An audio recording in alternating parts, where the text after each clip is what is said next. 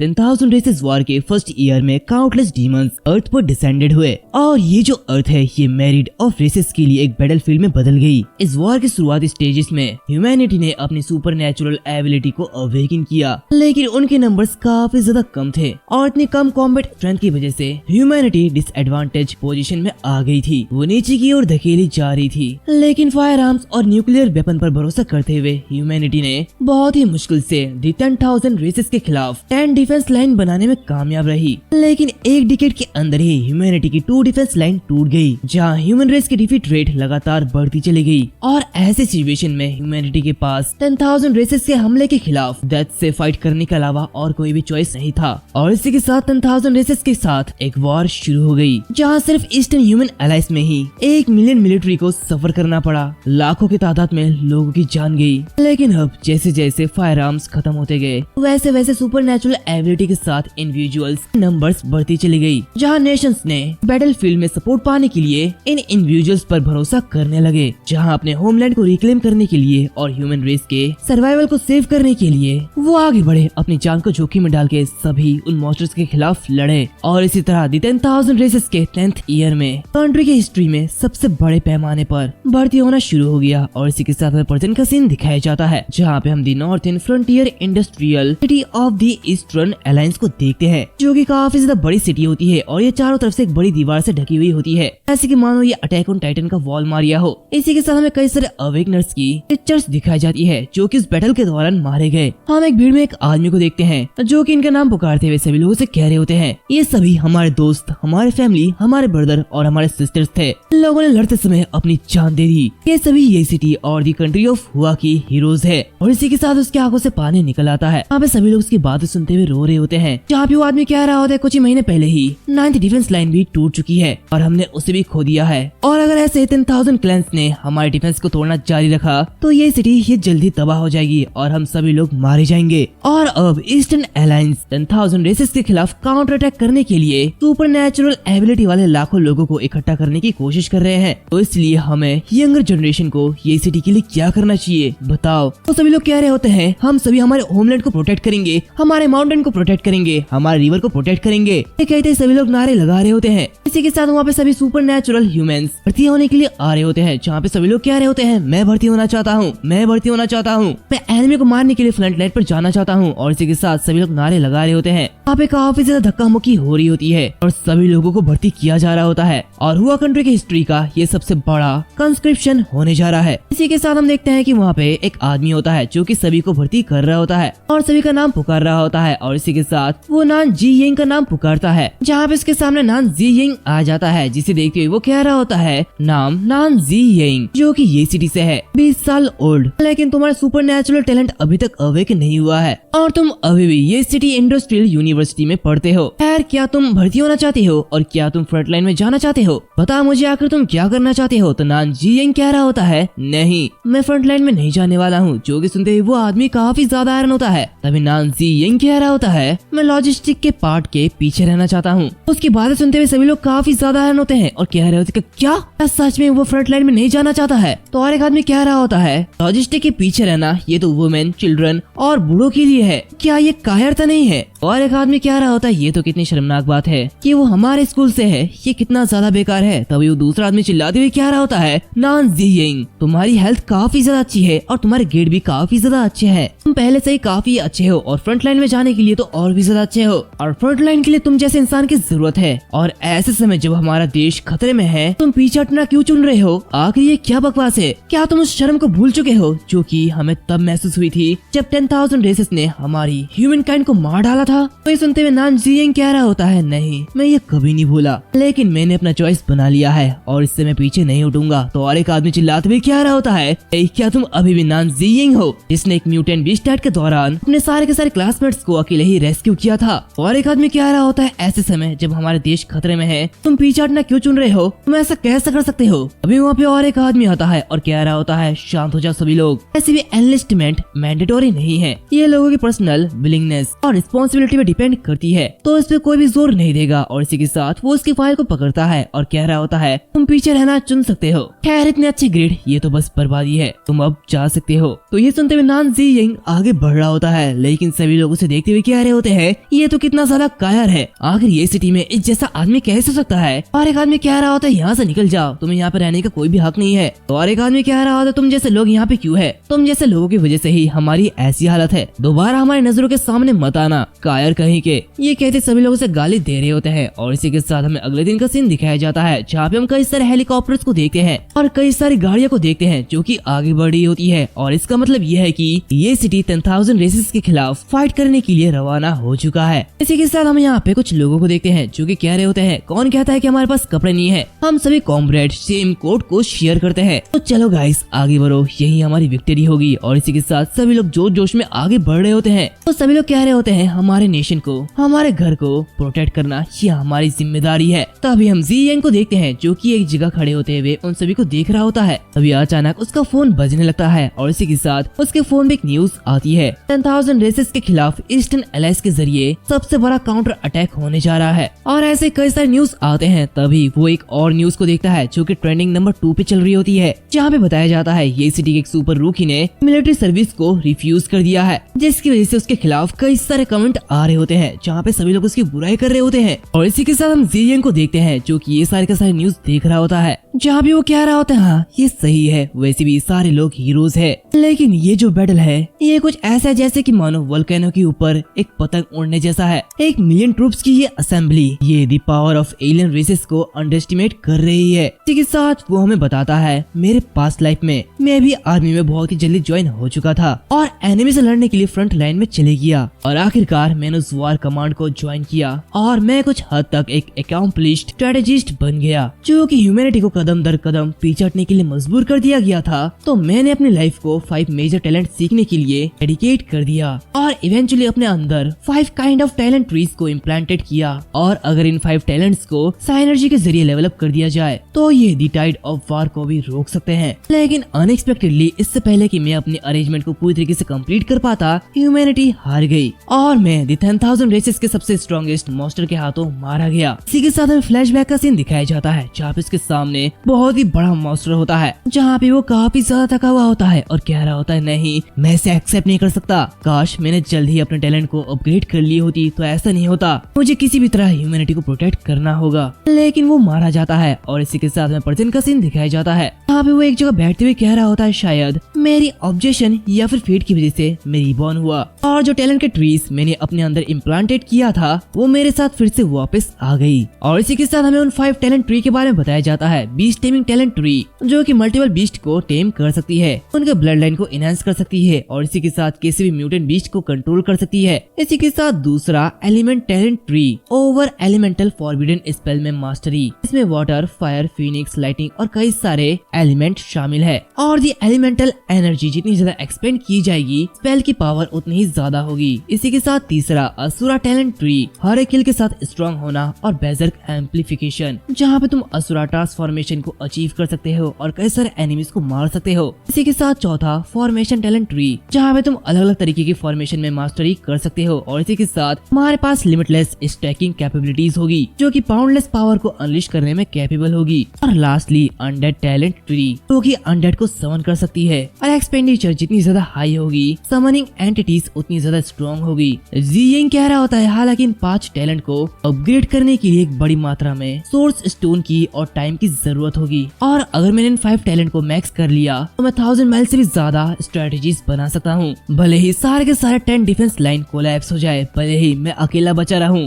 लेकिन मैं फिर भी 10,000 रेसेस को हरा सकता हूँ, इंसानों को प्रोटेक्ट कर सकता हूँ। तो इसलिए अगर अभी मैं बैटलफील्ड में जाता हूँ तो मैं कई सारे एलियन रेसेस को मार नहीं पाऊंगा और ना ही मैं अपने टैलेंट को मैक्स करने के लिए सोर्स स्टोन्स को ऑब्टेन कर पाऊंगा। तो इसलिए मैं उस बैटलफील्ड में नहीं गया ताकि मैं अपने 5 टैलेंट्स को मैक्स आउट कर सकूं और इसीलिए सोर्स स्टोन के लार्ज नंबर को पाने के लिए मुझे ट्रायल ग्राउंड में जाना होगा और वही सबसे बेस्ट जगह है। और इसी के साथ वहाँ पे काउंटलेस म्यूटेंट बीस्ट रेंग रहे होंगे, लेकिन सोर्स स्टोन को पाने के लिए और अपने टैलेंट को अपग्रेड करने के लिए वो एकदम परफेक्ट प्लेस है। तो इसीलिए मुझे वो सोर्स स्टोन पाने के लिए जल्दी करना होगा। और इसी के साथ हम देखते हैं कि वो रियल ट्रायल ग्राउंड ये सिटी ब्रांच में आ जाता है। इसी के साथ हमें अंदर का सीन दिखाया जाता है जहाँ पे काफी सारे वुमेन वर्कर्स होते हैं जो कि उन सारे बीस्ट की लाशों को ठिकाना लगा रहे होते हैं, जहाँ पे एक लेडी कह रही होती है आखिर किसने सोचा होगा कि ट्रायल ग्राउंड जो शुरू में 10,000 रेसेस के वार के पहले साल के दौरान सुपरनैचुरल इंडिविजुअल्स को ट्रेनिंग करने के लिए बनाया गया था, वो आज भी यहाँ पे काम आएगा। तो दूसरी लेडी कह रही होती है सभी बच्चे चले गए हैं और अब कोई भी ट्रेनिंग के लिए ट्रेनिंग ग्राउंड पर नहीं आता है। और एक लेडी कह रही होती है हाँ, सारे के सारे म्यूटेंट बीस्ट का देखभाल करना और उन्हें फ्रंटलाइन सोल्जर के लिए राशन में बदलना ये ज्यादा सही नहीं है। और एक लेडी कह रही होती है खैर इसके साथ ही हम कंट्री को कंट्रीब्यूट कर रहे हैं। अभी वहाँ पे एक लेडी कह रही होती है आंटी वांग प्लीज अच्छे से काम कीजिए, अपने आप को इंजर्ड मत करना। तो आंटी कह रही होती है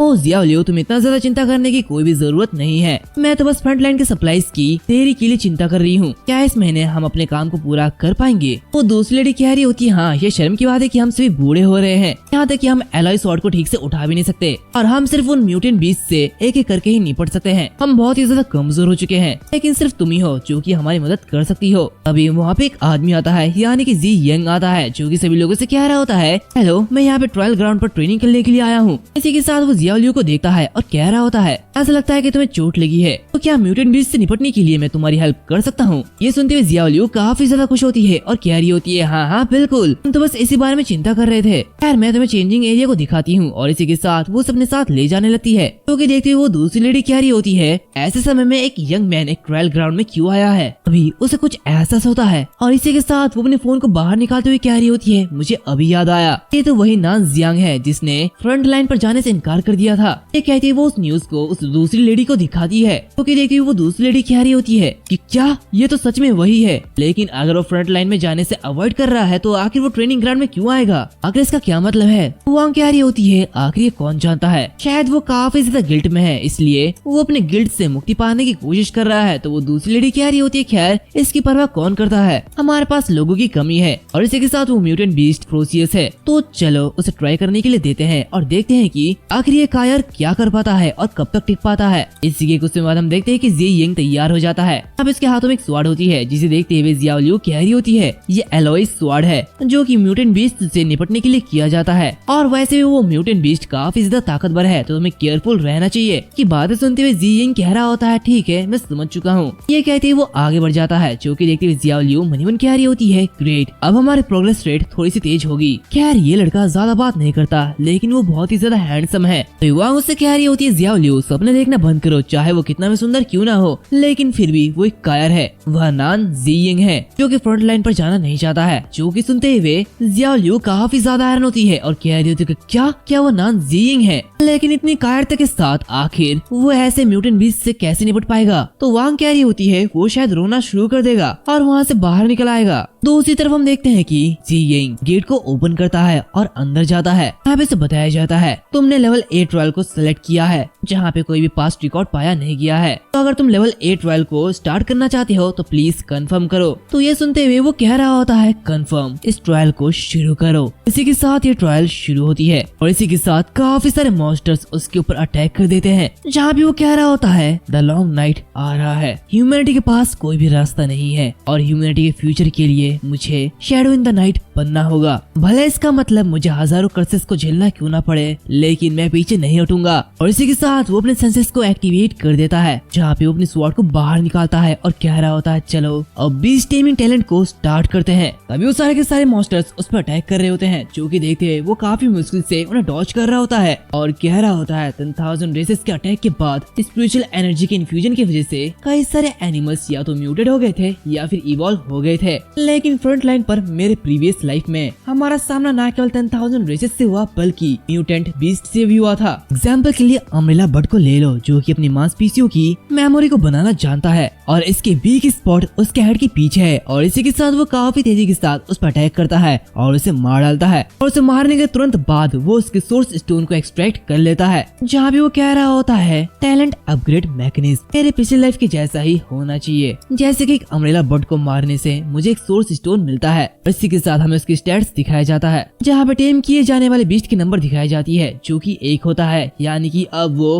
अम्ब्रेला बर्ड बीस्ट को टेम कर सकता है। जहाँ भी वो कह रहा होता है हर बार जब मेरी टैलेंट बढ़ती है तो ये किसी दूसरे म्यूटेंट बीस्ट को टेम करने की इजाजत देती है, इसलिए मैं इस हद तक के चोटों को सहन कर सकता हूँ और अगर मैं हर अटैक को वाइटल पॉइंट पर अटैक करने से रोक सकता हूँ तो इनसे तुरंत निपटने में कोई भी प्रॉब्लम नहीं आएगी। ये कहते वो काफी तेजी के साथ उन सारे के सारे बीस्ट को मार रहा होता है। उसका हर एक अटैक उनके वीक पॉइंट पर लग रहा होता है। इसी के साथ और एक मॉन्स्टर उस पर अटैक करता है, लेकिन वो काफी इजीली एक ही किक के साथ उसे दूर उड़ा देता है। तभी काफी सारे अम्ब्रेला बर्ड उसके ऊपर अटैक करते हैं, जो कि देखते हुए वो कह रहा होता है चलो सबसे पहले डिस्ट्रक्शन को एलिमिनेट करते हैं। ये कहने के साथ वो काफी तेजी से उन मॉन्स्टर्स को मार रहा होता है, जहाँ पे उसकी स्पीड काफी ज्यादा होती है, जहाँ पे वो काफी सारे मॉन्स्टर्स को मार देता है और इसी के साथ बीस्ट टेमिंग की नंबर 5 हो जाती है। जो कि देखिए वो कह रहा होता है जैसे कि मैंने सोचा था एफिशिएंसी बढ़ रही है, जैसे जैसे मैं इन मॉन्स्टर्स को मारते जाता हूँ वैसे ही मैं उतने ज्यादा मॉन्स्टर्स को टेम कर सकता हूँ। अभी वो देखता है कि वहाँ पे उन मॉन्स्टर्स का लीडर आता है जो अम्ब्रेला बर्ड एम्परर होता है, जहाँ पे ये जो मॉन्स्टर है ये बहुत ही ज्यादा बड़ा होता है और वो काफी तेजी के साथ ज़ेयिंग पर अटैक कर देता है, लेकिन ज़ेयिंग उसके अटैक को काउंटर कर लेता है। जहाँ पे वो कह रहा होता है मेरी करंट फिजिकल कंडीशन को देखते हुए ऐसा लगता है कि इसे दूर करना काफी ज्यादा मुश्किल होगा और मैं इस अटैक को सीधे तौर पे नहीं ले सकता, और इसी के साथ वो उस अटैक से बचता है। जहाँ पे वो कह रहा होता है मुझे इसके कमजोर पॉइंट पे अटैक करना चाहिए और इसी के साथ वो उसके गले के नीचे अटैक करता है। जहाँ पे वो कह रहा होता है ये ड्यूरेबिलिटी मुझे अपनी पिछली लाइफ की जो बातें याद है उसके कंपैरिजन में अब ये चीज और भी ज्यादा एनहांस हो चुकी है, तो फिर ठीक है मैं दोबारा इस पे अटैक करूंगा। और इसी के साथ वो काफी तेजी के साथ उस मॉन्स्टर पे अटैक करता है। इसी के साथ लंच का टाइम हो जाता है। हम बाहर लेडी वांग और लेडी ली को देखते हैं जो कि अजीब सा फेस बना रहे होते हैं और वहाँ पे इंतजार कर रहे होते हैं। तभी वहाँ पे जियाओ लियू आती है और कह रही होती है सिस्टर वांग और सिस्टर ली आप कैफेटेरिया क्यों नहीं जा रही है, क्या आपको खाना नहीं खाना? तो ये सुनते लेडी वांग कह रही होती है खैर इसके बारे में चिंता मत करो जियाओ लियू, आज मैं देखना चाहती हूँ कि आखिर वो कितनी देर में बाहर निकलता है और उसकी हालत क्या होती है। तो वो लेडी ली कह रही होती है मुझे यकीन है कि वो जल्द ही यहाँ से भाग जाएगा। वैसे अब फ्रंट लाइन को वापस 8th डिफेंस लाइन पर धकेल दिया गया है और हमारा यही सिटी ये सिर्फ 5th लाइन पर है, इसका मतलब फ्रंट लाइन में ज्यादा अंतर नहीं है। तो ये सुनते हुए लेडी वांग कह रही होती है खैर हम ये बर्दाश्त नहीं कर सकते हैं कि वो यहाँ पे परेशानी पैदा करे, अगर उसने यहाँ से भी भागने की हिम्मत की तो हम उसे पिन कर देंगे। ये कहते वो दोनों काफी ज्यादा गुस्सा हो रहे होते हैं। तभी जियाओ लियू कह रही होती है लेकिन लेवल 1 का 12 फ्रंट लाइन के कंपैरिजन में इतना भी ज्यादा सिंपल नहीं लगता, ऐसे भी ये लेवल काफी ज्यादा डिफिकल्ट है। तभी उन लोगों को एक अनाउंसमेंट दी जाती है ट्रायल पार्टिसिपेंट नान जियांग उसने ए लेवल के ट्रायल के फर्स्ट फ्लोर को कंप्लीट कर लिया है। लोग सुनते हुए वो लेडी वांग कह रही होती है क्या तुमने सुना इतने दिन हो गए हैं लेकिन क्या तुमने कभी भी सुना कि किसी ने इतनी तेजी से ट्रायल को खत्म कर दिया हो? शायद इसका मतलब यही होगा कि वो यहाँ से भाग गया है। वो ये कह रही होती है तभी ज़ेयिंग उसके सामने आ जाता है जो कि देखिए वो काफी ज्यादा आयरन होती है और पीछे दूर हट जाती है। यहाँ पे हम ज़ेयिंग को देखते हैं जिसकी हालत बहुत ही ज्यादा खराब होती है। यहाँ पे उसकी किल काउंट 2000 होती है और इसी के साथ वो ट्रायल टावर के फर्स्ट फ्लोर को सबसे ज्यादा तेजी से क्लियर करने का न्यू रिकॉर्ड बना देता है। तो देखते वांग कह रही होती है क्या ऐसा कैसे सकता है, तो आखिर तुम इस तरह कैसे दिखने लगे हो, क्या तुमने सच में ए लेवल के ट्रायल को पास कर लिया है?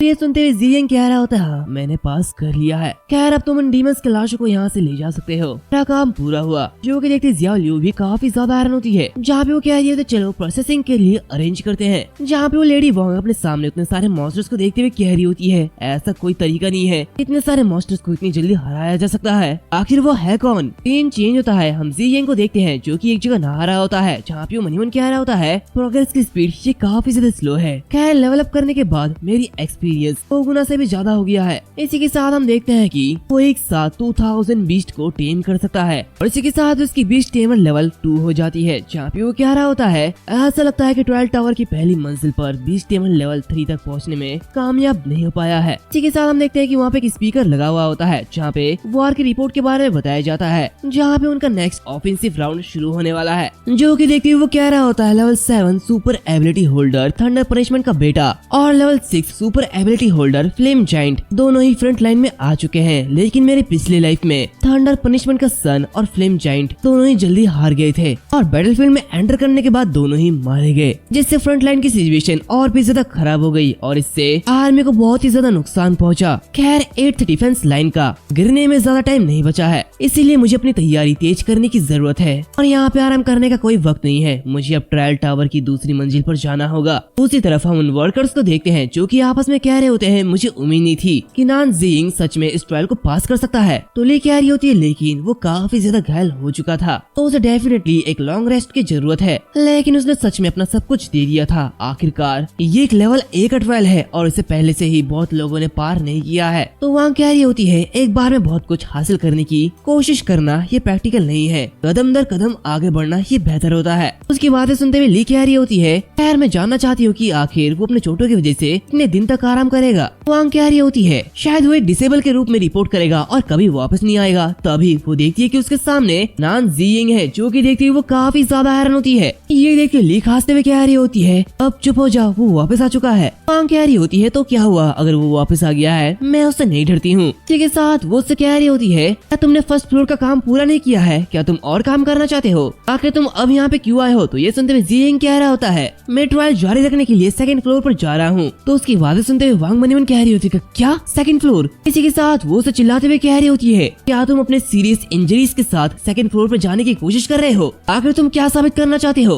तभी वहाँ पे जियाओ लियो भी पहुँच जाती है और कह रही होती है mister Nan second floor large mutant beast से भरा पड़ा है, तो इसलिए तुम्हें ठीक होने के लिए इंतजार करना होगा या फिर हम तुम्हारी मदद करने के लिए कुछ लोगों को ढूंढ लेंगे। तो वहाँ पे एक आदमी कह रहा होता है हाँ वहाँ पे ऑक्स टाइगर बीस्ट जैसे टैंक है और उसे हैंडल करना ये काफी ज्यादा मुश्किल होगा। तो उन लोगों की बातें सुनते हुए जिंग आगे बढ़ता है और कह रहा होता है थैंक यू, लेकिन अकेला जाना प्रेफर करूंगा। ये सुनते हुए वांग चिल्लाते हुए कह रही होती है अगर तुम इसके लिए कैपेबल हो तो आखिर तुम फ्रंट लाइन में क्यों नहीं गए हो, आखिर तुम यहाँ पे क्या दिखाना चाहते हो। तो दूसरी तरफ जियाओ लियो मनीमन कह रही होती है ये अजीब बात है, आखिर मिस्टर नान करना क्या चाहते हैं, ऐसा नहीं लगता कि उन्हें मौत से डर लगता है। दूसरी तरफ हम देखते हैं कि जिंग सेकंड फ्लोर में एंटर करता है, यहाँ पे काफी सारे ऑक्स उस पर अटैक कर देते हैं, जो कि देखते हुए वो कह रहा होता है सेकंड फ्लोर पहली फ्लोर से बिल्कुल अलग है, यहाँ के प्रेशर काफी ज्यादा है, लेकिन मैं पीछे नहीं उठूंगा। इसी के साथ वो उन पर अटैक करता है, लेकिन वो जो बीस्ट होते हैं वो उसके अटैक को डॉज कर लेता है और काफी तेजी से पीछे आते हुए उस पर हिट करता है, जिसकी वजह से वो बहुत ही ज्यादा दूर जाके गिरता है, जहाँ पे वो उठता है और मनीमन कह रहा होता है मेरे पास साइज या फिर स्ट्रेंथ का एडवांटेज नहीं है, तो मैं सीधे तौर पर हिट झेलने की जोखिम नहीं उठा सकता हूँ, खासकर मेरी जैसे चोटों के साथ। अभी वो देखता है कि वो जो बीस्ट होते हैं वो हंसते हुए उसका मजाक उड़ा रहे होते हैं, जो कि देखते हुए वो मनीमन कह रहा होता है क्या ये बीस्ट मेरा मजाक उड़ा रहे हैं, लेकिन मैं बिना तैयारी के जल्दबाजी करने वालों में से नहीं हूँ। अभी वो सारे बीस्ट उस पर अटैक करते हैं, लेकिन वो काफी इजीली उन्हें डॉज कर लेता है और एक बीस्ट के ऊपर जाते हुए उस पर काफी जोरों से हिट करता है और उसे मार डालता है, जो कि देखते हुए बाकी सारे बीस्ट बहुत ही ज्यादा हैरान होते हैं। जहाँ पे जिंग उस स्टोन को बाहर निकालता है और कह रहा होता है जो कि लेवल 2 के म्यूटेंट बीस्ट मेरे टेमेबल रेंज में आते हैं, तो चलो उन्हें सबसे पहले टेम करते हैं और फिर उनके साथ डील करते हैं। ये कहते ही वो अपने बीस्ट टेमिंग टैलेंट को एक्टिवेट करता है, यहाँ पे उसकी प्रेशर काफी ज्यादा बढ़ जाती है, जो कि देखते हुए वो सारे के सारे बीस्ट घबरा जाते हैं। तभी वो अपनी पावर का यूज करते हुए उन सभी को नीचे की तरफ धकेल देता है और आगे की ओर बढ़ते हुए कह रहा होता है इससे उन्हें लाइन में रहना चाहिए। तो अब लेवल अप करने का टाइम आ चुका है, तो चलो अब एक ही बार में 3 लेवल तक पहुँचते हैं। और ऐसे ही 3 दिन बीत जाते हैं। हमें रियल ट्रायल ग्राउंड ये सिटी के ब्रांच का सीन दिखाया जाता है, जहाँ पे हम उन वर्कर्स को देखते हैं, जहाँ पे वो सभी उन बॉडीज को दूर हटा रहे होते हैं और वर्क कर रहे होते हैं। दूसरी तरफ हम जिंग को देखते हैं, जो कि काफी ज्यादा थका हुआ होता है, कह रहा होता है आज के लिए इतना काफी है। इसी के साथ हम देखते हैं कि उसकी टेमिंग लेवल 6 तक पहुँच जाती है, जहाँ पे वो कह रहा होता है इन 3 दिनों के अंदर मैंने 10,000 से भी ज्यादा बीस्ट को मारा है और ये फ्रंट लाइन से भी कई ज्यादा एफिशिएंट है और अभी मेरी बीस्ट टेमिंग लेवल 6 लेवल पर पहुँच चुकी है। ऐसा लगता है कि आज रात तक मैं वाइल्डरनेस में पहुंच सकता हूँ, ऐसा प्लेस जहाँ पे एक लेवल 5 एबिलिटी होल्डर इजीली बच के भाग नहीं सकता। और सुपर एबिलिटी होल्डर्स और फायर आर्म्स के थ्रेट की वजह से ये जो बीस्ट है ये बहुत ही कम सिटी पर डायरेक्टली अटैक करते हैं, लेकिन उन्हें टेम करना ये 10,000 रेसेस के खिलाफ मेरी स्ट्रेटेजी है। तभी वहाँ पे एक एल्डर आता है और कह रहा होता है मिस्टर नान क्या आज एक और बैच ले जाने के लिए हमें ओवरटाइम काम करने की जरूरत है, हम ओवरटाइम काम कर सकते हैं और फ्रंट लाइन पर सप्लाईज भेज सकते हैं। तो ये सुनते हुए वो कह रहा होता नहीं इसकी कोई भी जरूरत नहीं है, मुझे आज यहाँ से जल्दी निकलना होगा। और इसी के साथ वो वहाँ से निकल जाता है। तो देखते वांग अभी भी कह रही होती है देखना तो कुछ ही दिन में हार मान लेगा। तभी वो आदमी कह रहा होता है बकवास करना बंद करो। भले ही उन्होंने यही रुकने का फैसला किया, लेकिन हमें उन्हें थैंक यू कहना चाहिए क्योंकि हमारे ट्रायल टावर के प्रोग्रेस में काफी ज्यादा इम्प्रूव हुआ है और मुझे लगता है कि ये लड़का काफी अच्छा कर रहा है। ये कहते ही वो लोग आपस में बात कर रहे होते हैं। तभी हम देखते हैं कि जियाओ लियू जियेंग के पास जाती है और इससे कह रही होती है मिस्टर नान, हमने ट्रायल टावर के बैकलॉग को पकड़ लिया है, तो इसलिए मिस्टर नान आप कुछ दिन के लिए ब्रेक ले सकते हैं। ऐसे भी आपने काफी अच्छा काम किया है। तो उसकी बातें सुनते हुए जियेंग कह रहा होता थैंक यू, लेकिन मुझे भी यहाँ से जाना होगा। तो उससे कह रही होती ठीक है जाओ रेस्ट करो, मैं तुम्हें और ज्यादा नहीं रोकूंगी। इसी के साथ सीन चेंज होता है। हमें उस डिफेंस लाइन का सीन दिखाया जाता है जहाँ पे अंदर की तरफ काफी सारे आर्मीज आ रहे होते हैं। यहाँ पे एक आदमी कह रहा होता है फ्रंट लाइन में काफी ज्यादा घायल लोग मिले हैं, तो इसीलिए जल्दी से मेडिकल अटेंशन की जरूरत है, मैंने जल्दी से हील करना होगा। और इसी के साथ हम वहाँ पे जियेंग को भी देखते हैं, क्योंकि ये सब देखते हुए कह रहा होता है 5th डिफेंस लाइन पर यही सिटी में घायल लोगों का इलाज किया जा रहा है। सिचुएशन और भी ज्यादा बुरी होती जा रही है। तभी उनमें से एक लेडी कह रही होती है देखो ऊपर रॉकेट्स है। और इसी के साथ हम देखते हैं कि वहाँ पे फायरिंग हो रही होती है। जहाँ भी वो लेडी कह रही होती है वाह ऐसा लगता है कि हम आगे की ओर बढ़ रहे हैं, जो कि देखते जियेंग कह रहा होता नहीं हम आगे नहीं बढ़ रहे हैं, सिचुएशन और भी ज्यादा सीरियस है और इसीलिए पीछे से लॉन्ग रेंज सपोर्ट की जरूरत है। और वो दिन दूर नहीं है जब डिफेंस लाइन भी कोलैप्स हो जाएगा। और फिर कुछ समय बाद वो अपने कपड़े पहन लेता है। जहाँ पे वो आगे बढ़ते हुए कह रहा होता है अब मेरे पास ज्यादा वक्त नहीं बचा है। दूसरी तरफ हमें बाहर का सीन दिखाया जाता है जहाँ पे काफी सारे आर्मीज के व्हीकल जा रहे होते हैं, लेकिन अचानक उनमें से एक गाड़ी खराब हो जाती है। यहाँ पे वो लोग रुक जाते हैं। जहाँ पे एक आदमी कह रहा होता है अरे तुमने ट्रक को क्यों रोक दिया है, ये खतरनाक समय है। तो और एक आदमी उतरते हुए कह रहा होता है धिक्कार है, ये ट्रक खराब हो चुका है, खैर मुझे इसकी जांच करने दो, पता नहीं ये हर समय फेल क्यों हो जाता है। तो वो दूसरी लेडी कह रही होती है खैर ट्रक को यहीं पर ही छोड़ दो, हम सुबह इसे वापस ले लेंगे, वैसे भी अभी ये जगह काफी ज्यादा खतरनाक है और हमारी सेफ्टी ही हमारे सबसे नंबर 1 प्रायोरिटी है। वो आदमी कह रहा होता तो फिर ठीक है मैं अपना गियर ले लेता हूँ। ये कहते ही वो अपना गियर लेने के लिए जाता है। तभी वो देखता है कि वहाँ पे एक आदमी काफी तेजी से दौड़ते हुए आ रहा होता है और उनके सामने से निकल जाता है, जो कि देखते हुए वो लेडी कह रही होती है आखिर ये कौन था, रात के इस समय सिटी के बाहर आखिर कौन जा रहा है। इसी के साथ वो चिल्लाते हुए कह रही होती है सावधान रहना, आगे म्यूटेंट जायंट वुल्व्स है और वो काफी ज्यादा डेंजरस है। लेकिन जियेंग उसकी बातें नहीं सुनता और आगे बढ़ जाता है। यहाँ पर वो दूसरी लेडी उसकी बातें सुनते हुए कह रही होती है बिग सिस्टर डायरेक्टर बार बार कॉल कर रहे हैं, यही सिटी का हॉस्पिटल फ्रंटलाइन के घायलों से भरा हुआ है और उन्हें अर्जेंटली हमारी मेडिसिन की जरूरत है, हमें जल्दी सिटी की तरफ जाना होगा। तो ये सुनते हुए वो लेडी कह रही होती है लेकिन गाड़ी चलाने से भी हम सुरक्षित रूप से आगे नहीं बढ़ सकते हैं और उस पर्सन को पीछे छोड़ना ये काफी ज्यादा डेंजरस हो सकता है। तो उसकी सिस्टर कह रही होती है ये एरिया म्यूटेंट जायंट वुल्व्स से भरा हुआ है और अगर वो वुल्व्स हमारे ऊपर हमला करते हैं तो हम मुश्किल में पड़ जाएंगे। वैसे भी हमारी मेडिकल हर्ब कलेक्शन टीम के पास कोई भी डिफेंस इक्विपमेंट नहीं है और वैसे भी 10,000 रेसेस के चलते इन 10 सालों में हमने काफी सारे पागल लोगों को देखा है, सिस्टर हमें उसे पीछे छोड़ देना चाहिए। ये सुनते हुए इसकी सिस्टर वैन चलाते हुए कह रही होती है तो फिर ठीक है चलो आगे बढ़ते हैं। वो ये कह रही होती है कि तभी अचानक से एक चिल्लाने की आवाज आती है, जहाँ पे हम उनके टीम मेंबर को देखते हैं जिसपे एक बीस्ट हमला कर देता है और उसे मार डालता है। जो कि देखते उसकी सिस्टर कह रही होती है जल्दी से कार चलाओ, वो म्यूटेंट चाइल्ड वुल्फ हमारे पीछे है, हमें जल्दी आगे बढ़ना होगा। अचानक और एक मॉन्स्टर उनके सामने आ जाता है। ये देखते वो घबरा जाते हैं। जहाँ पे वो लेडी अपनी गन निकालते हुए कह रही होती है जल्दी करो और गाड़ी चलाओ, मैं इसे संभालती हूँ, और इसी के साथ वो उसपे ओपन फायर कर देती है। दूसरी तरफ हम जियेंग को देखते हैं जो कि ये गोलियों की आवाज सुनते हुए रुक जाता है। जहाँ पे मनोन कह रहा होता है क्या गोलियों की आवाज, ये तो मेडिकल हर्ब कलेक्शन टीम की ओर से आ रही है, क्या वो लोग मुसीबत में है। वो ये कह रहा होता है कि तभी वो अपने पीछे देखता है जहाँ पे काफी सारे मॉन्स्टर्स होते हैं। यहाँ पे ये देखते हुए वो मनीमन कह रहा होता है ये बीस्ट सिर्फ उनकी तरफ अटैक नहीं कर रहे हैं बल्कि एक वुल्फ का झुंड मेरे ऊपर अटैक करने वाला है। खैर ये मेरे लिए एडवांटेज होने वाला है। स्पिरिचुअल एनर्जी कंसंट्रेशन इंक्रीज होने के साथ ये बीस्ट और भी ज्यादा स्मार्ट हो जाएंगे। दूसरी तरफ हमें उसी व्हीकल का सीन दिखाया जाता है जहाँ पे मॉन्स्टर्स उसी व्हीकल पर अटैक कर रहे होते हैं। ये देखिए वो लेडी कह रही होती है जियाओनियान प्लीज सावधान रहना। तो जियाओनियान कह रही होती है हाँ मैं बिल्कुल ठीक हूँ। तो उसकी सिस्टर कह रही होती है चाहे हमारे सामने कोई भी क्यों ना आ जाए, चाहे हम किससे भी मुकाबला क्यों ना करें, बस इस गाड़ी को चलाओ चाहे कुछ भी हो जाए। तो ये सुनते हुए जियाओनियान कह रही होती है ठीक है चाहे कुछ भी हो जाए मैं ये करूंगी, इसे मुझ पर छोड़ दो। दूसरी तरफ हम देखते हैं कि जियेंग उन मॉन्स्टर से निपट रहा होता है और उन्हें मार रहा होता है। तभी वो देखता है कि वहाँ पे एक बड़ा सा वुल्फ उसकी ओर ही करीब बढ़ रहा होता है। तो देखते वो कह रहा होता है क्या ये वही वुल्फ किंग है। ऐसा लगता है कि अगर मैं इस वुल्फ के झुंड को संभाल लूं तो शायद मैं मेडिकल टीम को बचा सकता हूँ। और इसी के साथ हम देखते हैं कि उसके सामने वो वुल्फ लीडर आता है जो कि उनका बॉस होता है। ये देखते वो कह रहा होता है चूंकि अब बॉस सामने आ चुका है तो हमारी बैटल अभी शुरू होती है। और इसी के साथ वो अपने बीस्ट टीमिंग टैलेंट को एक्टिवेट करता है जहाँ पे इसके अंदर से काफी खतरनाक स्पिरिचुअल प्रेशर बाहर निकल रहा रहा होता है। प्रेशर बहुत ही ज्यादा होती है। उसकी प्रेशर की वजह से जो छोटे मोटे वुल्फ होते हैं वो हवा में उड़ रहे होते हैं। इसकी वजह से उस बॉस की भी हालत खराब हो जाती है, ऐसे कि मानो वहाँ पे एक बवंडर सा आ गया हो। इसी के साथ ज़ियिंग कह रहा होता है और राइडर से पहले हॉर्स पे शूट करना चाहिए और थीव्स के आने से पहले किंग को कैप्चर करना चाहिए और यही मैं करूंगा। इसी के साथ वो हवा में उड़ने लगता है, जो कि देखते हुए बाकी सारे के सारे वुल्फ काफी ज्यादा हैरान होते हैं। जहाँ पे वो कह रहा होता है सबसे पहले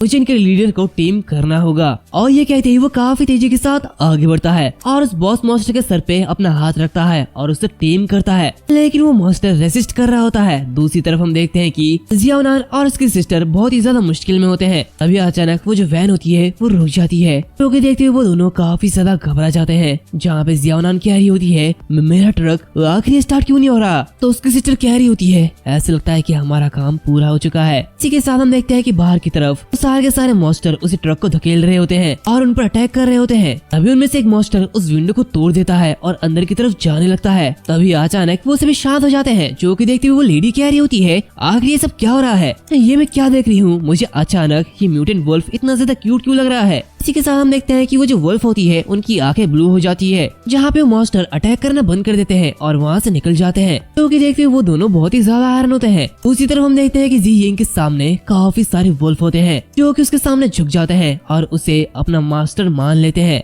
दूसरी तरफ ये सब दूर से जियाओनान देख रही होती है और कह रही होती है क्या उस म्यूटेंट जायंट वुल्फ को टीम कर लिया गया है, लेकिन आखिर ऐसा कैसे हो सकता है। तो उसकी सिस्टर कह रही होती है एक अकेले पर्सन ने हजारों वुल्फ को टीम कर लिया है, आखिर 20 टीमर की लेवल ये कितनी होगी, ये तो कितना ज्यादा इनक्रेडिबल है। दूसरी तरफ हम देखते हैं कि ज़ियिंग की 20 टीमिंग लेवल 7 तक पहुंच चुकी है, जहाँ पे वो 1000 स्टील जायंट वुल्फ को टीम कर लेता है। तभी उसके सामने और एक नोटिफिकेशन आता है, जहाँ पे से बताया जाता है कि उटा से बायोन टीमिंग जारी रखने के लिए ज्यादा सोर्स स्टोन को कंज्यूम करने की जरूरत है। देखते हुए वो नो पे क्लिक करता है और कह रहा होता है सोर्स स्टोन मेरे लिए अभी काफी ज्यादा प्रीशियस है, तो इन्हें वेस्ट करने की कोई भी जरूरत नहीं है, और मुझे उम्मीद नहीं थी कि इतनी जल्दी कोई पेट सिचुएशन बनेगी। इसी के साथ वो उस बॉस से कह रहा होता है खैर तुम काफी अच्छे हो, तुम्हारा बिहेव बहुत ही अच्छा है, लेकिन अभी के लिए यहाँ से डिस्पर्स हो जाओ, तब मुझे तुम्हारी जरूरत होगी तो मैं तुम्हें समन करूंगा, और हाँ याद रखना ह्यूमन पर कभी भी अटैक मत करना। इसी के साथ वो कह रहा होता है ये सिटी के पास और भी बड़े बड़े एरियाज है, मुझे इस एरिया के सारे म्यूटेंट बीस्ट को टेम करना होगा, और इसी के साथ ग्रैंड बैटल प्लान के लिए मुझे 10 मिलियन म्यूटेंट बीस्ट से भी ज्यादा आर्मी को इकट्ठा करने का कोई तरीका ढूंढना होगा। इसी के साथ वो देखता है कि मेडिकल हर्ब कलेक्शन टीम आगे बढ़ जाती है,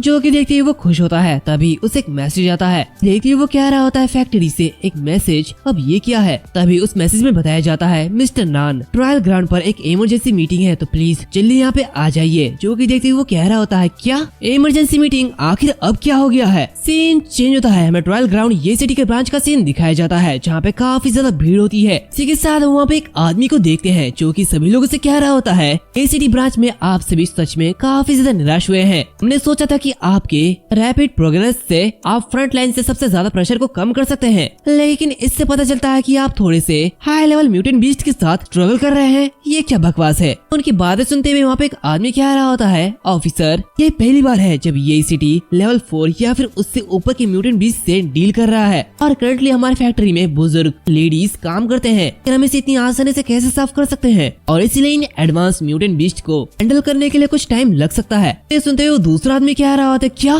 टाइम, क्या तुम इस सीरियस सिचुएशन को नहीं समझते हो, फ्रंटलाइन ट्रूप्स भूखमरी के बहुत ही ज्यादा करीब है, तुम्हें जल्दी से जल्दी इसे क्लियर करना होगा। पीछे के भाग के म्यूटेंट बीस्ट के स्टॉक पिल खत्म हो रहे हैं और फ्रंटलाइन की मिलिट्री को सपोर्ट की जरूरत है, तो इसलिए हमें हाई लेवल म्यूटेंट बीस्ट से शुरुआत करनी चाहिए। ये कहते वो काफी जोर से चिल्ला रहा होता है। आप इसकी बातें सुनते हुए वो दूसरा आदमी कह रहा होता है ठीक है मैं समझ चुका हूँ, हम जल्द ही इस डिफिकल्ट काम को जारी रखने के लिए ये सिटी से और भी ज्यादा लोगों को भेजेंगे। तो वो ऑफिसर कह रहा होता है मैं ये कहूँगा कि इसकी कोई भी जरूरत नहीं है, मैंने आधे दिन तक और ये सिटी की ब्रांचेस देखी है, तुम में से एक भी किसी भी काम का नहीं है, अगर तुम मिलिट्री सप्लाई में डिले करोगे तो पूरे के पूरे ये सिटी को पनिश किया जा सकता है। तभी जियाओलियो कह रही होती है ऑफिसर ये हाई लेवल की म्यूटेंट बीस्ट लेवल 4 से ऊपर है, जो कि पहले से ही ये सिटी के कैपेसिटी से ऊपर है, आखिर हम उन्हें कैसे संभालेंगे। तो वो ऑफिसर कह रहा होता है ये सिटी कितना ज्यादा बेकार है, तो ऐसे भी ये सिटी प्रोग्रेस को स्लो कर रहा है, और इसी के साथ थोड़ा वो भी ये सिटी से था। ये सिटी सचमुच अब अपनी गैर जिम्मेदारी पर कायम है। सच में तुम लोग रिस्पॉन्सिबिलिटी नहीं उठा पाओगे,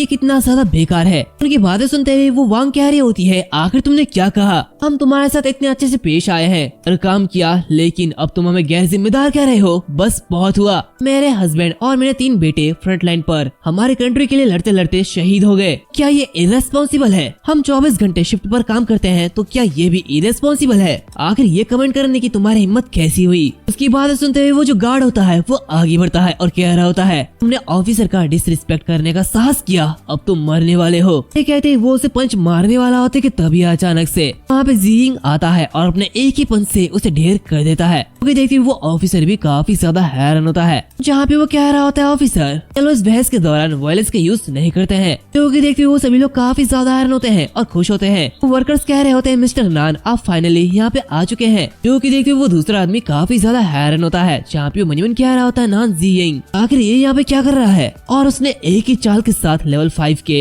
एबिलिटी होल्डर को गिरा दिया। क्या ऐसा तो नहीं कि उसने भी अपने टैलेंट को अवेकन कर लिया है? अभी वो ऑफिसर जियिंग से कह रहा होता है, आखिर तुम कौन हो? कहते ही वो अपनी गन को निकाल लेता है और कह रहा होता है, अपने सुपीरियर के लिए तुम्हारे पास जरा सा भी रिस्पेक्ट नहीं है, मैं तुम्हें नहीं छोड़ूंगा। लगता है कि तुम ये सिटी के खिलाफ जा रहे हो, अब तुम्हें मरना होगा। तो ये देखते हुए जियिंग मनीमन कह रहा होता है, तो ये वही आदमी है जिस गद्दार ने वॉर में बस पैसा कमाया था, जिसे मेरे पिछले लाइफ में आइडेंटिफाइड किया गया था। ये ग्लोबल वांटेड है, blood leech of the supply line Lin Yusai. मेरे पिछले लाइफ में वो पहले से ही पीछे से लेकर फ्रंट लाइन तक वेरियस मिलिट्री सप्लाईज की तस्करी कर रहा था। जब तक उसका पता चला तब तक हमें काफी ज्यादा नुकसान हो गया था। उसने ये सिटी के प्रोसेसिंग स्पीड पर अपनी नजर जमाई होगी और इस तरीके से अपनी जेबें भरने के लिए उसने हाई लेवल म्यूटेंट बीस्ट की मांग की। उसे यहाँ पर देखकर कोई भी हैरानी की बात नहीं है, उससे निपटना है, लेकिन ऐसा करने से पहले मुझे उससे सारे के सारे रिसोर्स खत्म करने होंगे। इसी के साथ वो कह रहा होता है, ऑफिसर यहाँ कोई रिबेल नहीं है जो कि परेशानी पैदा करना चाहता है। हम वर्कर्स उतने गैर जिम्मेदार नहीं है जितना कि आप हमारे होने का वादा करते हैं। तो वहाँ के लोग कह रहे होते, ये क्या बकवास है, हम पर बंदूक कैसे तान रहे हो? हमने भी 10,000 रेसेस बैटलफील्ड में काफी ज्यादा सैक्रिफाइस दिया है। ऐसे सभी लोग उसे शिकायत कर रहे होते हैं, जो कि देखते हुए वो ऑफिसर काफी ज्यादा परेशान होता है। जहाँ पे मनीमन कह रहा होता है, ऐसा लगता है कि इसका अंत अच्छा नहीं होने वाला है। इन्हें सोचा था कि ये बस बूढ़े और कमजोर थे, लेकिन ऐसा लगता है कि उनमें अभी भी कुछ ताकतवर लोग हैं।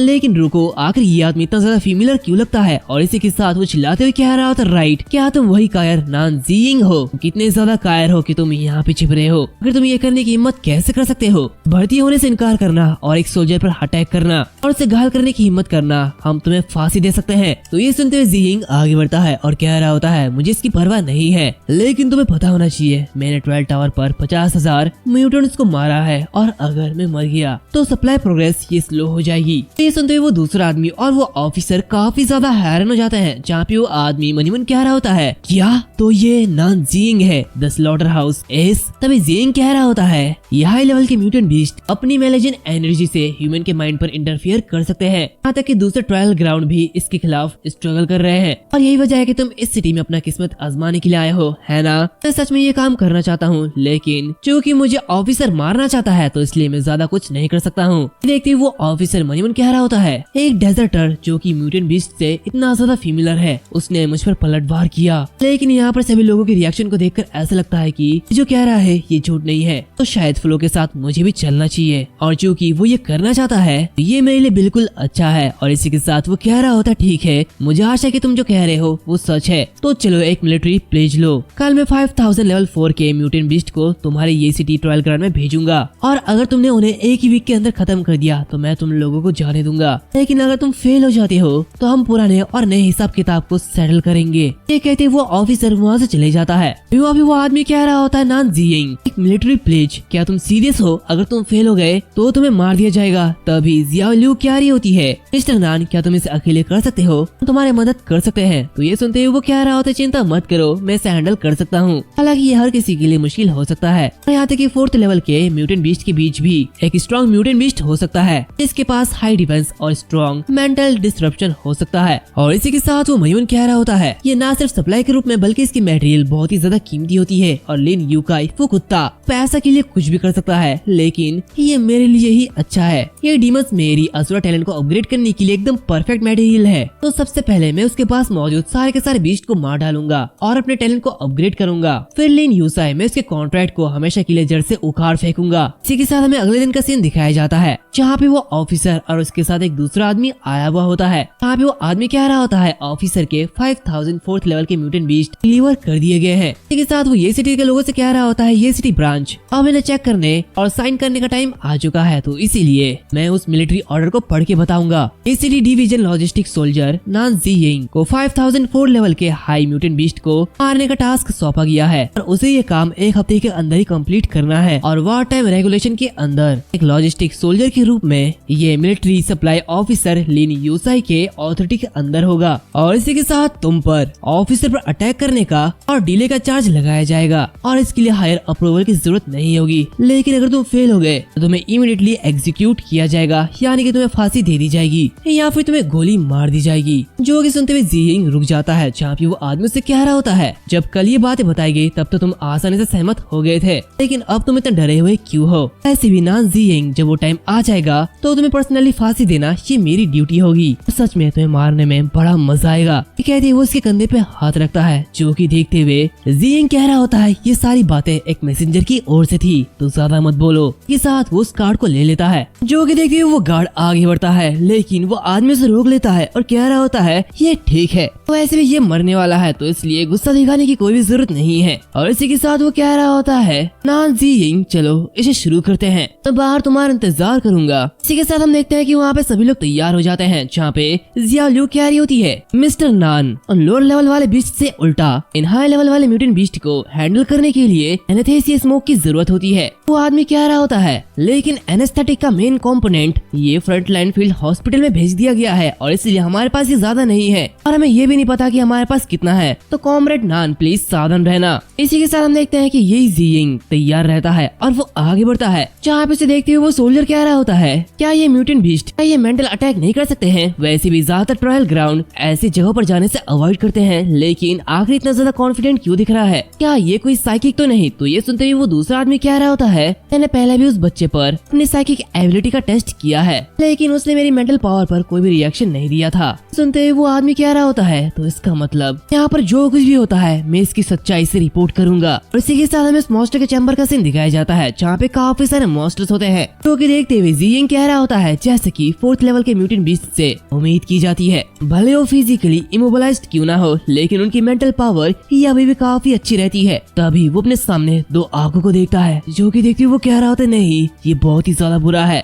इसी के साथ हम देखते हैं कि उसके सामने एक अजीब सा इल्यूजन बन जाता है, जो कि देखते हुए वो कह रहा होता है क्या ये लोग ऐसे विवाइड इल्यूजन को बना सकते हैं? वो ये कह रहा होता है कि तभी अचानक से वो मॉन्स्टर उसके ऊपर अटैक कर देता है और उसे पिचका के मार डालता है, लेकिन ये बस एक इल्यूजन होता है। हम देखते हैं कि जी यिंग अपने स्वॉर्ड से उस मॉन्स्टर के सर पे दे मारता है, जहाँ भी वो आगे बढ़ते हुए कह रहा होता है नाइस ट्राई, लेकिन ये बस एक छोटा सा इल्यूजन है, ये मेरा कुछ भी बिगाड़ नहीं सकता है। इसी के साथ वो वेट करते हुए उसे मार डालता है, जहाँ भी वो कह रहा होता है जब तक तुम लोग मुझे मेंटली कंट्रोल नहीं कर सकते हो तब तक तुम लोग मेरा कुछ भी बिगाड़ नहीं पाओगे। और इसी के साथ मुझे अपनी आसुरा टैलेंट को अपग्रेड करने के लिए ज्यादा से ज्यादा मेलेजिन एनर्जी की जरूरत है और मुझे ये तुम लोगों को मार के मिलेगा, तो बेहतर होगा कि तुम लोग अपनी रियल स्किल्स सामने लेके आओ। तो वो ये कह रहा होता है कि तभी अचानक से उसे एक प्रेशर महसूस होती है, जहाँ पे वो पीछे मुड़ता है और कह रहा होता है वाह ये हुई ना बात। इसी के साथ उसके आसपास एक ब्लैक शेडो आ जाता है, जो कि उससे कह रहा होता है तुम बहुत ही ज्यादा थके हुए हो, इसे रहने दो, तुम्हें आराम करना चाहिए। अबे वो आवाज उससे कह रही होती है उस प्राइस के बारे में सोचो जो कि तुमने पे किया है, लोगों के बारे में सोचो जो कि मारे गए हैं, क्या ये सब इसके लायक था? 10,000 रेसेस की पावर को देखते हुए आखिर तुम अपना बदला कैसे ले सकते हो?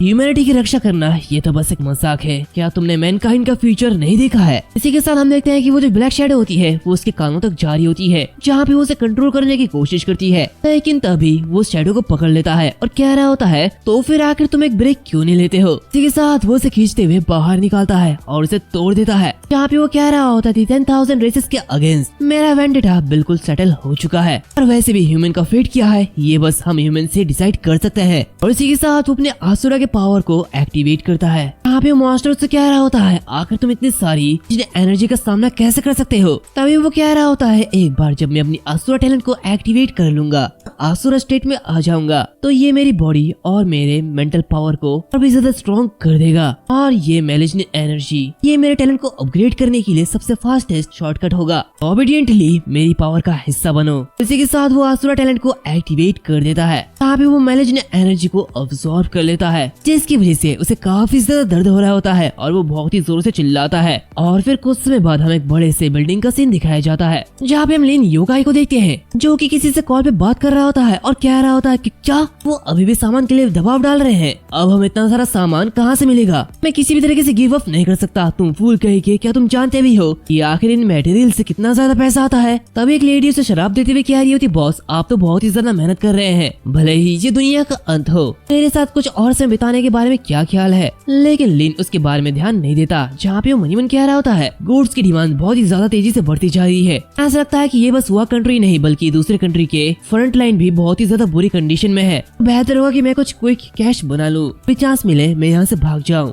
लेकिन मेरे कैपेबल सबऑर्डिनेट्स की भूख बहुत ही ज्यादा है और उनके कट्स मुझे परेशान कर रहे हैं, और इसी के साथ मुझे मिलिट्री डॉग से निपटने के लिए सावधानी बरतनी होगी। ये कहते ही वो शराब को पीता है और कह रहा होता है कितना ज्यादा शर्दर्द है, ये सब क्या बकवास है। हाई टियर के म्यूटेंट बीस्ट को हैंडल करने के लिए आखिर एक स्टेबल प्लेस कहाँ मिलेगी। अभी उसे एक कॉल आता है, जहाँ पे वो दूसरा आदमी उससे कह रहा होता है, सर ये सिटी के टास्क के बारे में है। तो ये सुनते हुए लिन योकाई कह रहा होता है, वो यूजलेस फुल वो सच में काफी ज्यादा बेकार है। खैर बताओ, क्या वो लड़का नान जीइंग क्या वो अभी भी जिंदा है। सुनते हुए वो आदमी कह रहा होता है, हम कहीं और से आज ये सिटी ब्रांच में लौट रहे हैं। खैर वो जो हाई लेवल के म्यूटेंट बीस्ट थे वो लेवल 4 के आसपास थे, जो कि ऑलरेडी ये सिटी के कैपेसिटी के ऊपर था। तो ये सुनते हुए लिन कह रहा होता है कि क्या तुम ये क्या कह रहे हो, क्या उन लोगों ने ये फिनिश कर लिया है। तो वो गार्ड कह रहा होता है, यस सर। इसी के साथ हमें उसे मॉन्स्टर के चैम्बर का सीन दिखाया जाता है, जहाँ पे हम गार्ड को देखते हैं जो कि कह रहा होता है 4th लेवल के 5000 म्यूटेंट बीस्ट को हैंडल करने का ऑर्डर कंप्लीट हो चुका है, और ये सब नान जीइंग ने किया है, ने उन सारे के सारे मॉन्स्टर्स को मार डाला। ये देखते हुए लिन योकाई काफी ज्यादा हैरान होता है, जहाँ पे वो हंसते हुए कह रहा होता है, वो नान सरने वाला लड़का क्या वो अभी भी वही पर ही है। तो ये सुनते हुए वो गार्ड कह रहा होता है, वो काफी ज्यादा थका हुआ लग रहा है, लेकिन वो बिल्कुल ठीक है और अभी उसका दिमाग वो बिल्कुल क्लियर है। तो लिन कह रहा होता, अच्छा तो मेरे लिए उस बच्चे पर नजर रखो, और हाँ अगर वो उन म्यूटेंट बीस्ट को मारने के अलावा और कुछ करता है तो तुम जानते हो कि तुम्हें क्या करना है। तो ये वो गार्ड कह रहा होता है, हाँ बिल्कुल मैं समझ चुका हूँ। इसी तरफ हम उसी आदमी को देखते हैं जो कि मनमन कह रहा होता है, बच्चा उसने सचमुच इस टास्क को पूरा कर लिया है, ये वाकई में काफी ज्यादा पावरफुल है, लेकिन उसके अंदर जाने से पहले मैंने ठीक से जांच किया था, उस बच्चे में कोई भी साइकिक एबिलिटी नहीं है, आखिर वो ऐसा कैसे कर सकता है। दूसरी तरफ हम देखते हैं कि जीइंग की आसुरा लेवल 5th लेवल पे पहुंच चुकी होती है। यहाँ पे मनमन कह रहा होता है, इन कुछ दिनों में मेरी फिजिकल और मेंटल पावर दोनों ही काफी हद तक बढ़ चुकी है। हालांकि मैं अभी तक लेवल 6 तक नहीं पहुंचा हूँ, लेकिन मुझे आसुरा टैलेंट का फर्स्ट स्किल मिल चुका है, और अब मैं अपने प्लान को स्पीड देते हुए हाई लेवल के बीस्ट को टेम करने के लिए वाइल्डरनेस के अंदर जाने का जोखिम उठा सकता हूँ। इस साथ हम देखते हैं कि वांग और ली इसकी मरम पट्टी कर रही होती है, जहाँ पे वांग कह रही होती है, कॉमरेड जियाओ नान ने सच में हमें कुछ चेहरा दिया है, नहीं तो पहले के कुछ लोग हमें बहुत ही बुरी तरीके से देखते थे। ये कह रही होती है, हाँ बिल्कुल, और ये साफ है कि वो उसे खुद संभाल नहीं सकते हैं, इसलिए उन्होंने हमारा यूज किया, वो बस हाई और माइटी की तरह एक्ट करते हैं और कुछ नहीं। ये सब देखते हुए वो मोटा काफी ज्यादा गुस्सा हो रहा होता है। दूसरी तरफ ये देखते हुए जीइंग मनमन कह रहा होता है, मैं तो इन लोगों के बारे में भूल ही गया था, ऐसा लगता है कि मैंने इस टास्क को पूरा कर लिया है, इस वजह से कोई भी खुश नहीं है। आसुरा टैलेंट के लेवल को बढ़ाने से मेरी मेंटल पावर भी इनहेंस हुई है, और इसी के साथ मैं पता लगा सकता हूँ कि ये आदमी एक एबिलिटी होल्डर है। दूसरी तरफ हम देखते हैं कि वो मोटा आदमी काफी ज्यादा गुस्सा हो रहा होता है, छापी मनमन कह रहा होता है, उन्होंने मेरा रेवेन्यू स्ट्रीम बंद कर दिया, लेकिन फिर भी इन जैसे छोटे लोगों को मेरा इंसल्ट करने की इजाजत नहीं है। खैर ऐसा लगता है कि वो बच्चा गलत है, मुझे फिर से उसकी जांच करनी होगी। ये कहते ही वो आगे बढ़ता है, तो उसे देखते ही वो गार्ड कह रहा होता है, हे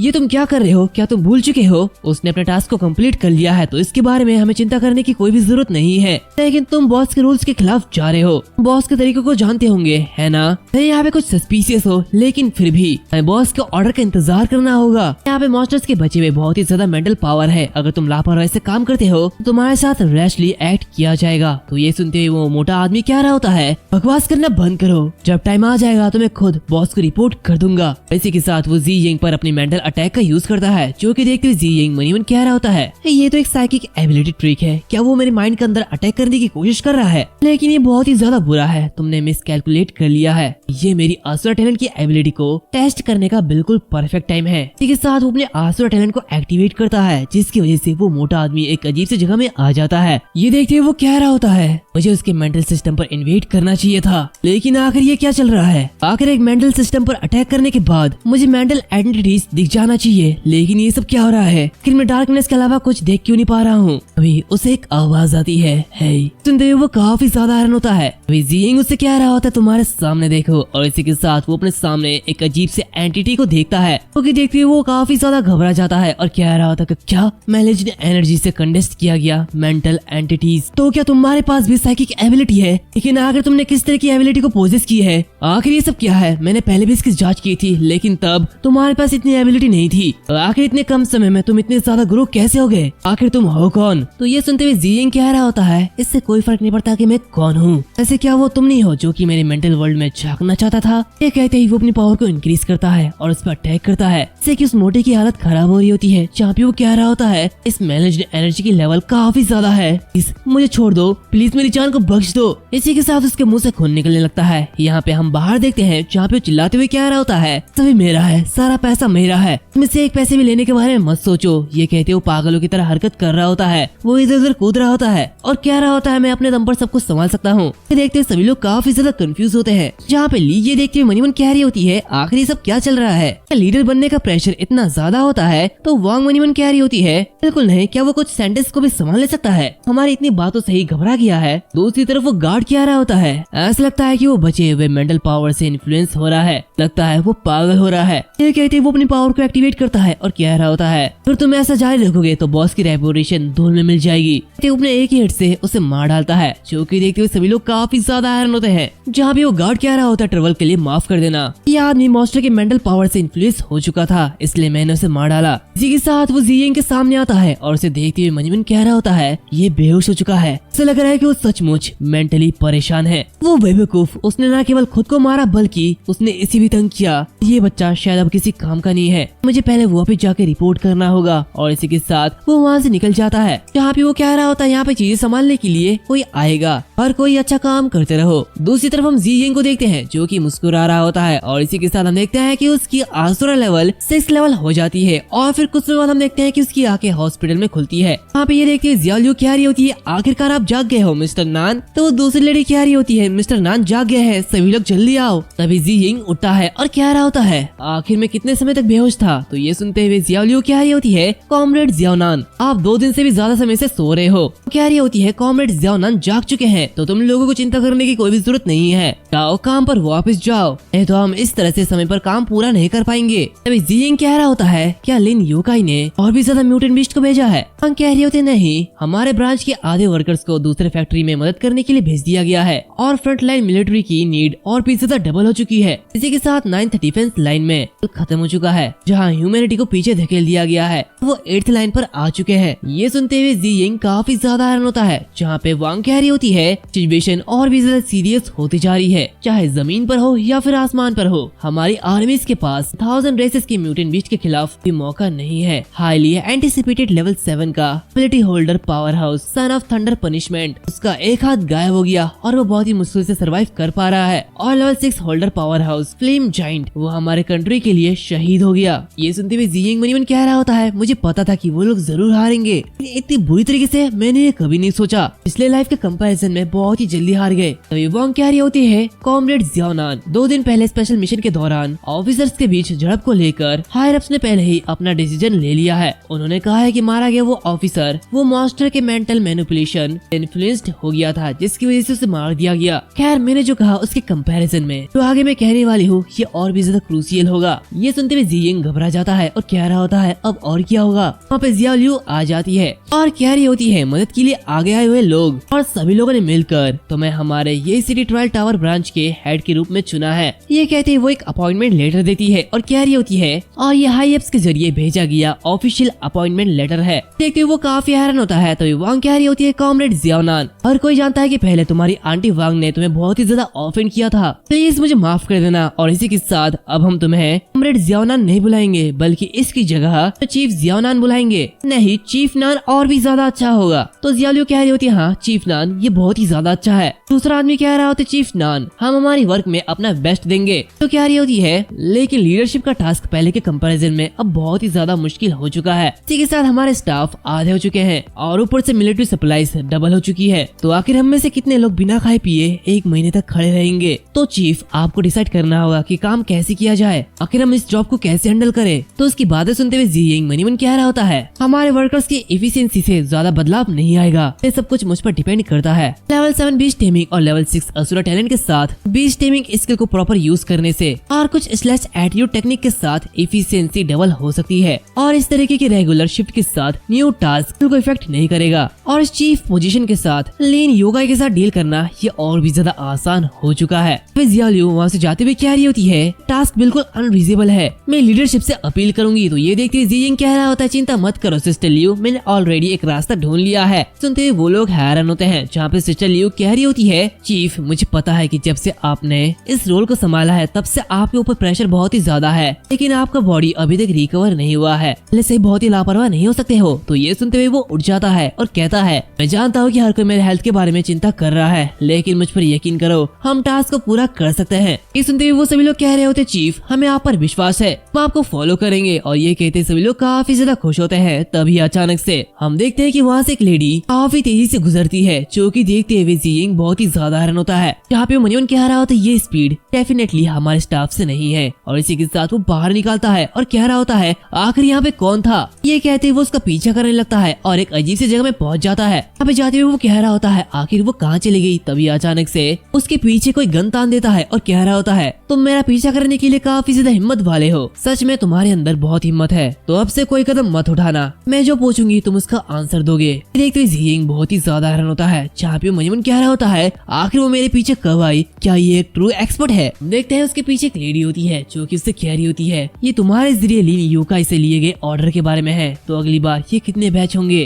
और क्या वो डिलीवरी कर रहे हैं या तुम क्या उसे पिक कर रहे हो। तो ये सुनते हुए जियिंग कह रहा होता है तुम्हें ये क्वेश्चन लीन यूकाई से पूछना चाहिए। तो सुनते हुए वो लेडी कह रही होती है क्या तुम ऐसी बातें क्यों कर रहे हो, क्या तुम उनके साथ कोऑपरेट नहीं कर रहे हो, और हाँ मेरे सवालों का सीरियसली आंसर दो। तो ये सुनते हुए जियिंग मनीमन कह रहा होता है ये डिस्ट्रैक्ट हो चुकी है, अब मेरे पास एक चांस है। और इसी के साथ वो अपने असुरा टैलेंट को यूज करता है और काफी तेजी के साथ उसके हाथ को हटाने की कोशिश करता है, लेकिन तब तक वो उस पे गन शूट कर देती है। लेकिन हम देखते हैं कि इससे जियिंग को कुछ भी नहीं होता। जहाँ पे वो कह रहा होता है इसने कहा कि मैं उस बदमाश लीन यूकाई के साथ हूँ, लगता है तुमने मुझे गलत समझ लिया है। ये सुनते हुए वो लेडी उससे कह रही होती है क्या ऐसा है, तो फिर आखिर तुम इसकी मदद क्यों कर रहे हो। ये कहते ही वो भी पीछे हट जाती है। जहाँ पे जियिंग उससे कह रहा होता है मैं सच में उसकी मदद नहीं कर रहा हूँ, बस यही सिटी को सौंपे गए टास्क को पूरा कर रहा हूँ, भले ही वो एक कीड़ा हो, एक बदमाश हो और यहाँ तक कि ये एक गद्दार हो, टेक्निकली वो अभी भी हमारा सुपीरियर है। ये सुनते हुए वो लेडी कह रही होती है यकीन नहीं हो रहा कि तुम इसके गंदे कामों को इतनी अच्छी तरीके से जानते हो, खैर इस केस में हमें एकजुट होकर लीन यूकाई को क्यों नहीं संभालते हैं। और ये कहते हुए वो अपने हाथ को आगे बढ़ाती है और कह रही होती है मैं झांग युआन हूँ, 8th डिफेंस लाइन सप्लाई और इंटेलिजेंस सेक्शन 2 से हूँ। उसे देखते हुए जियिंग एक अजीब सा चेहरा बनाता है और कह रहा होता है मैं इसे रिफ्यूज करता हूँ। तो उसकी बातें सुनते हुए युआन कह रही होती है तो क्या तुम इस प्रॉब्लम का पार्ट बनना चाह रहे हो। तो जियिंग कह रहा होता है नहीं, लीन यूकाई से डेफिनेटली डील करने की जरूरत है, लेकिन अभी नहीं और तुम्हारे साथ नहीं। और ऐसा इसलिए है क्योंकि तुमने अभी तक लीन यूकाई को एलिमिनेट करने के बाद जो रिजल्ट निकलेगा उसके बारे में सोचा ही नहीं। तो ये सुनते हुए वो कह रही होती है कि क्या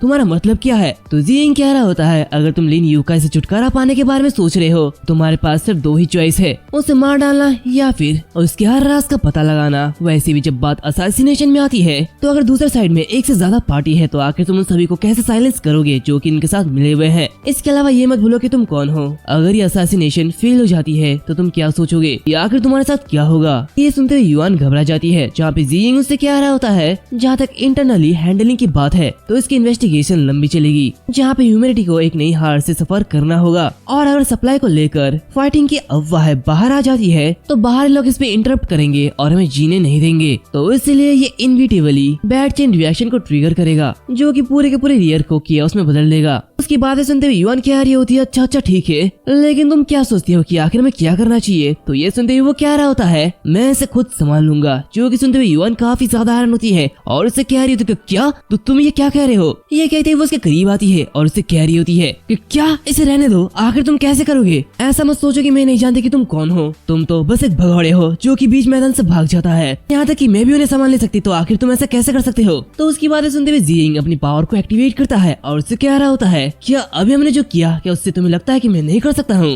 हो सकता है कि मैंने एक वीक पहले कुछ भी ना कहा हो, लेकिन अब मैं चुप नहीं बैठूंगा। मुझे बताओ कि मुझे हराने की तुम्हारी पॉसिबिलिटीज वो क्या है? क्या तुम मुझे हरा सकते हो? उसकी पावर देखते हुए युआन काफी ज्यादा घबरा जाती है। चैंपियन मनी मन कह रही होती है, रुको, हाँ, उसकी रिएक्शन बिल्कुल अलग थी।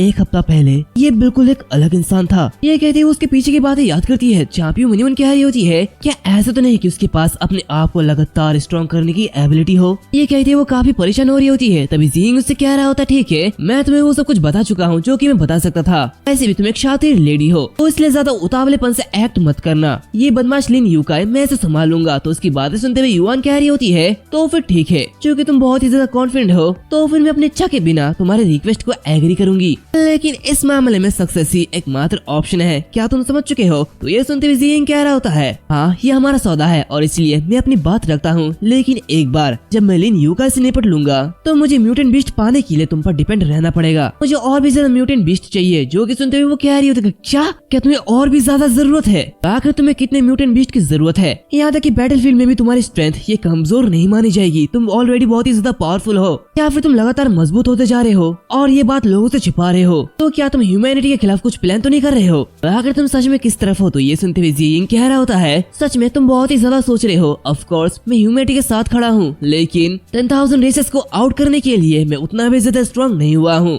इसलिए मुझे और भी ज्यादा स्ट्रॉन्ग होना होगा। वेल, आज मैंने बहुत खेल लिया है, इसलिए मैं यहाँ से चलता हूँ। और इसी के साथ वो वहाँ से निकल जाता है। उसकी बातें सुनते हुए युआन कह रही होती है, वो एक अनसेटलिंग गाय है और उसकी आंखों को देखते हुए ऐसा लगता है कि वो बिल्कुल भी झूठा नहीं है। तो मुझे लगता है कि मुझे इस पर ट्रस्ट करना होगा। और ऐसे ही कुछ दिन बीत जाते हैं। हम एक जगह कंटेनर के पास जियिंग और बाकी सभी लोगों को देखते हैं, जहाँ भी वो गार्ड कह रहा होता है, चीफ नान आखिरी मिशन को बिना रुकावट के इसे पूरा करने में कामयाब रहे। जो कि सुनते हुए वो ऑफिसर कह रहा होता है, तो फिर ठीक है, अगला टास्क भी हम फिर से ये सिटी को सौंपेंगे और मुझे आशा है कि जियिंग अच्छा काम करेगा। तभी जियाओलियो कह रही होती है, पिछली बार म्यूटेंट बीस्ट का लेवल लगभग 4 था, लेकिन ये अब लगभग लेवल 5 के आसपास है। तो वांग कह रही होती है, ऐसा लगता है कि वो फिर से डिफिकल्टी को बढ़ा रहे हैं। तभी जियाओलियो जियिंग से कह रही होती है, चीफ, पिछली बार लेवल 4 के बीस्ट को हराने में आप काफी ज्यादा घायल हो गए थे, तो क्या सच में हम इस बार ये कर पाएंगे? इस बार ये और भी ज्यादा पावरफुल है। उसकी बात सुनते हुए जियिंग कह रहा होता है, कोई बात नहीं, मैं ये काम कर सकता हूँ। और ये देखते हुए वो ऑफिसर भी हंस रहा होता है, जहाँ पे वो कह रहा होता है, चीफ नान हमेशा से ही काफी अच्छे हैं। इसी के साथ वो मनमन कह रहा होता है, ये लड़का नान जियिंग उस डेड फैटी से ज्यादा पावरफुल नहीं है। और इसी के साथ ये ज्यादा क्रूशियल इसलिए है क्योंकि ये रिश्वत नहीं लेता है और सप्लाई इमोबिलाइजेशन ग्रुप के ये कांटे ये हाल ही में अच्छा बिहेव कर रहे हैं। ऐसा लगता है कि लोग हर जगह परेशानी पैदा नहीं कर रहे हैं और ये मेरे लिए काफी अच्छा है। इसी के साथ वॉर भी ये काफी ज्यादा गंदा चल रहा है और मिलिट्री सप्लाई के ऑर्डर पहले के कंपैरिजन में 2 गुने हो चुके हैं। इसका मतलब गॉड ने हमें फॉर्चून बनाने का अपॉर्चुनिटी सेंड किया है। ये कितनी अच्छी बात है। ये कहते हुए वो जोरों से हंस रहा होता है। यहाँ पे वो जियिंग से कह रहा होता है, कड़ी मेहनत करो और अगर तुम्हें किसी भी चीज की जरूरत है तो बस पूछो। और अगर तुम टास्क में इन दिनों कुछ अच्छा परफॉर्म करते हो तो मैं लिन यूकाई पर्सनली चीफ नान और उनके क्रू को अवार्ड मेडल दूंगा। तो उसकी बातें सुनते हुए नान जियिंग सभी लोगों से कह रहा होता है, सिस्टर और आंटी वांग सभी लोग स्टेशन पे आ जाओ और काम पे लग जाओ। इसी के साथ हम देखते हैं कि वो सभी लोग स्टेशन पे आ जाते हैं, जहाँ पे वो ऑफिसर कह रहा होता है, ये सिटी का कामकाजी माहौल ये काफी अच्छा है। यार ठीक है, मैं अब और परेशान नहीं करूंगा, मैं तुमसे बाद में मिलता हूँ।